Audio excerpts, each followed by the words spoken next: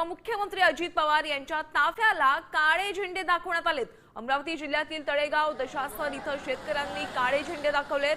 यवतमाळची सभा संपवून उपमुख्यमंत्री अजित पवार अमरावतीकडे येत असताना त्यांनी हे काळे झेंडे दाखवण्याचा प्रयत्न केलाय।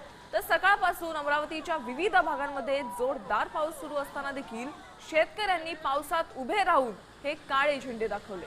सरकारने शेतकऱ्यांची कर्जमाफी करावी अशी मागणी यावेळी करण्यात आली आणि जोपर्यंत सरकार शेतकऱ्यांची कर्जमाफी करणार नाही तोपर्यंत वेगवेगळ्या पद्धतीने आंदोलन करण्याचा इशारा या शेतकऱ्यांनी दिलाय।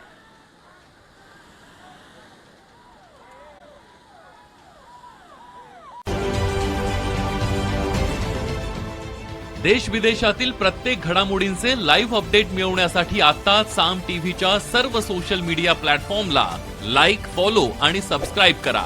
तसंच सर्व नोटिफिकेशनसाठी बेल आयकॉन प्रेस करायला विसरू नका।